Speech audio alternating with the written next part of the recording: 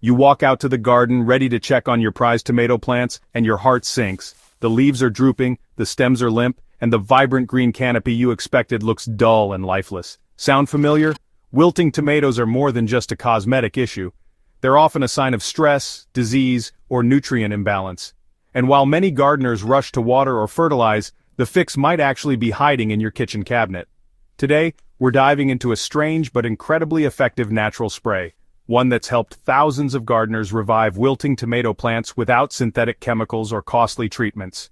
Stick with this guide and you'll not only understand why tomatoes wilt, but how to bring them back stronger using a DIY spritz that really works. Before you treat wilting, you need to understand the cause. Wilting isn't always a watering issue. It can signal disease, root damage, heat stress, or even pest invasion.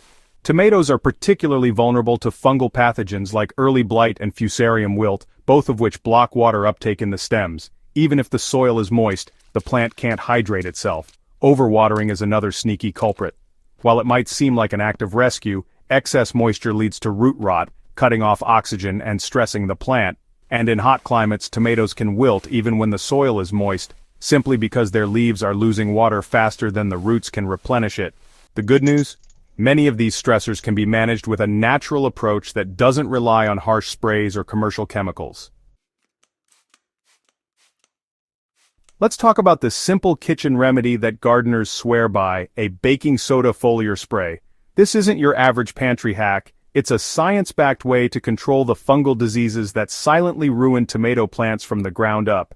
By altering the surface pH of the leaves, this solution creates an environment where fungal spores can't thrive. And when combined with just the right ingredients, it also helps the spray stick to leaves, making it a powerful defense system for stressed tomatoes. To make this spritz, combine 1 tablespoon of baking soda, 1 teaspoon of vegetable oil, and a small squirt of mild soap into 1 gallon of water. Mix it thoroughly, pour it into a spray bottle or pump sprayer and apply it directly to the leaves, top and bottom, every 5 to 7 days, especially after rain. The baking soda controls fungal spread, the oil helps it stick, and the soap breaks surface tension for even coverage. Timing is everything when you're applying foliar treatments. Spray early in the morning when temperatures are cool and the sun isn't beating down on the leaves. Midday applications can cause leaf burn, and evening treatments may leave plants damp overnight, which could make fungal problems worse. Make sure to spray evenly and focus on the undersides of leaves where fungal spores often gather. Don't forget the lower leaves near the soil. These are the first to be hit by splash-borne diseases like early blight. If your tomatoes are already showing signs of infection, prune the worst affected leaves first, dispose of them far from your compost pile, and then spray the remaining healthy foliage.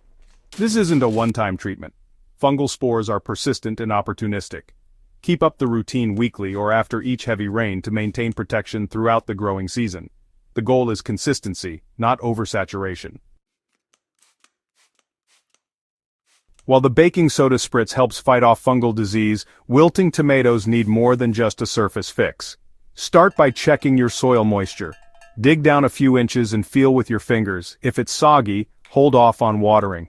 Improve drainage if needed by adding compost, coconut coir, or sand to your raised beds. Next, consider airflow. Dense tomato foliage can trap humidity, creating the perfect environment for disease.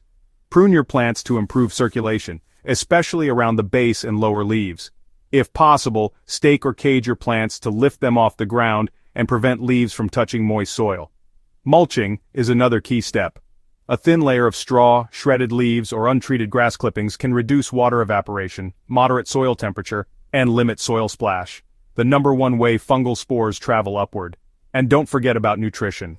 Wilting may also be linked to deficiencies in calcium or potassium, both critical for water regulation and cell strength.